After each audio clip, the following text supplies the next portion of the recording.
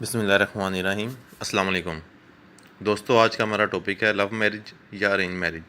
यानी कि आपके हाथ पे कौन से ऐसे निशानात देखने को मिलेंगे जो लव मैरिज की तरफ इशारा करेंगे।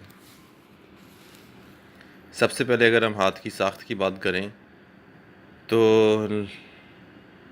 लव मैरिज वालों का हाथ अमूमन नरमी की तरफ माइल होगा, यानी कि सॉफ्टनेस उसके अंदर हाथ के अंदर मौजूद रहेगी।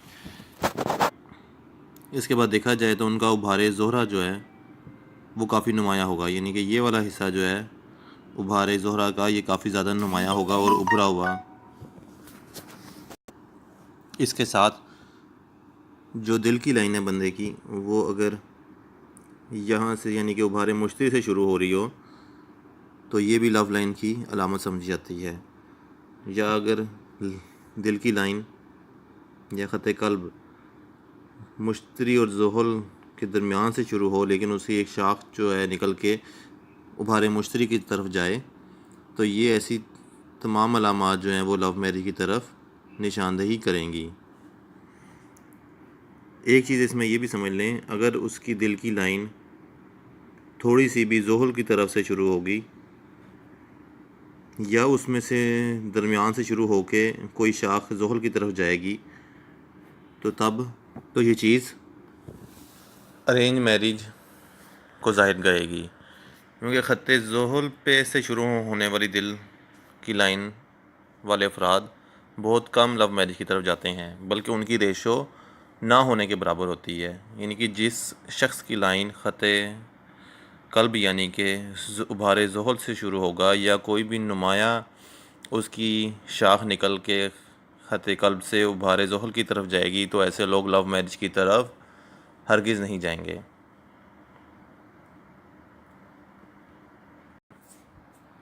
इसके बाद जिसके उभारे मुश्तरी पर क्रॉस का निशान हो तो वो भी लव मैरिज की तरफ राग़िब होगा या लव मैरिज करना पसंद करेगा या उसकी लव मैरिज होगी।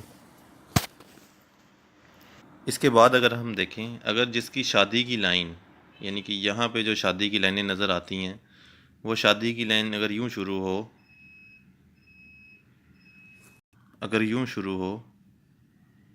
जिन लोगों का ख़त शादी इस तरह से होगा उनमें अमूमन ये चीज़ भी देखने को मिलती है कि अमूमन जिन लोगों का रिश्ता पहले तय हो जाता है लेकिन शादी काफ़ी देर बाद जाके होती है, तो वो भी इसी तरह के निशान के हामिल होते हैं।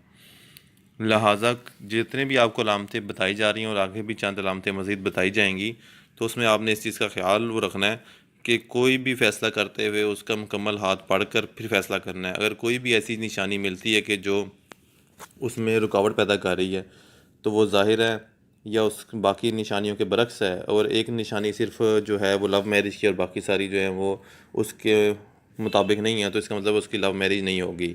जिस तरह अगर वो बाकी तमाम जो है वो लकीरें जो है वो लव मैरिज की पूरी कर देता है, लेकिन उसकी जो है दिल की लाइन वो ज़ोहल से शुरू होती है जैसे पहले बताया, तो फिर वो बाकी तमाम लकीरों पे जो है वो हावी हो सकती है। इसी तरह जब आपने कोई भी हाथ पढ़ना है तो मुकम्मल तसल्ली के साथ वो पढ़ना है कि आया कि आपने तमाम चीज़ों का बगौर मुतालिया कर लिया है कि वो बंदे की लव मैरिज होगी या नहीं। इस तरह ये भी देखा गया है कि ख़त शादी जो है वो अगर नीचे से थोड़ी झुकी हुई हो या ख़त कल्ब की तरफ हो उसका रुझान, तो ऐसे लोगों की भी लव मैरिज होती है। बज़ाते ख़ुद मैं इस लाइन का इतना कायल नहीं हूँ, क्योंकि मेरे ख़्याल में इस तरह की लाइन जिन लोगों के हाथ में होगी तो अमूमन उनका शरीक हयात उनसे पहले फ़ौत हो जाता है। ये इस चीज़ की ज़्यादा नुमाया निशानी है कि उसका शरीक हयात जो है वो उससे पहले फ़ौत हो जाता है, ख़ुसूसन अगर ये झुकाव काफ़ी ज़्यादा हो या वो दिल की लाइन के साथ टच कर जाए। और अगर वो इंतकाल नहीं करेगा तो वो, या दूसरी सूरत इसकी ये होती है कि उसका शरीक हयात काफ़ी ज़्यादा बीमारियों का शिकार रहता है। तो इस तरह की छोटी छोटी चीज़ों को और बातों को समझना और उनका ख्याल रखना पामिस्ट्री के असूलों में बहुत ज़्यादा ज़रूरी है। इससे आगे चल के हम देखते हैं कि अमूमन ख़त ज़िंदगी पे जो ऐसे ख़त लगे गिरे होंगे, ये भी अमूमन लव मैरिज की तरफ निशानदही करते हैं। लेकिन ये बात समझने की भी है कि इस तरह के ख़त अमूमन जो हैं वो ज़िंदगी में रुकावट और परेशानियों को भी ज़ाहिर करते हैं। तो इस चीज़ का फ़ैसला आपने बड़े गौर से करना है। ये लकीर अमूमन यूँ नीचे की तरफ गिर के उभारे ज़ोहरा तक पहुँचेगी, तो ये चीज़ें लव मैरिज की तरफ निशानी कर रही हैं। अगर बिल्कुल छोटी सी लकीर निकल रही है तो फिर वो लव मैरिज की तरफ निशानदेही नहीं कर रही। लेकिन ये लकीर बंदे की ज़िंदगी में परेशानियाँ और टेंशन वगैरह को भी और इस तरह के दुख दूसरे मामलात को भी ज़ाहिर करती हैं। लेकिन ये डिसीजन मेकिंग बड़ी ही बारीक बीनी का काम है कि अगर वो लाइन निकल के ऐसे सीधी उभारे ज़ोरा पे आ रही है तो ये फिर उसकी तरफ लव मैरिज की तरफ निशानदेही करेगी। अब इसके बाद चलते हैं एक और सबसे अहम लाइन की तरफ।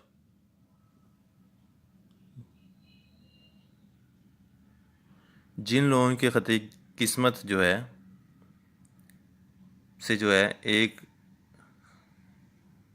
एक ख़त उभारे कमर से शुरू होके मिले और इस तरह की शेप उसकी बन जाए तो ये भी लव मैरिज की तरफ निशानदेही करती है।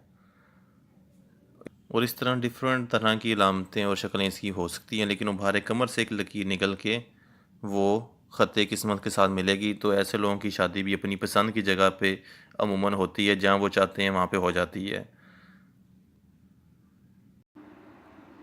अब अगर हम साहिल के हाथ के बाद उसके जायचे की तरफ रोशनी डालें तो इसमें पाँचवां घर जो है लव मैरिज के हवाले से खुसूसी अहमियत का हामिल है।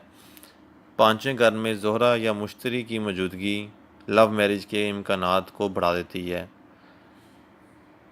इसके अलावा पाँचवें घर का मालिक सातवें घर में बैठा हो तो ये लव मैरिज के हवाले से काफ़ी कवी सूरत हाल बन जाती है, बशर्ते कि वो सात पोजीशन में बैठा हो।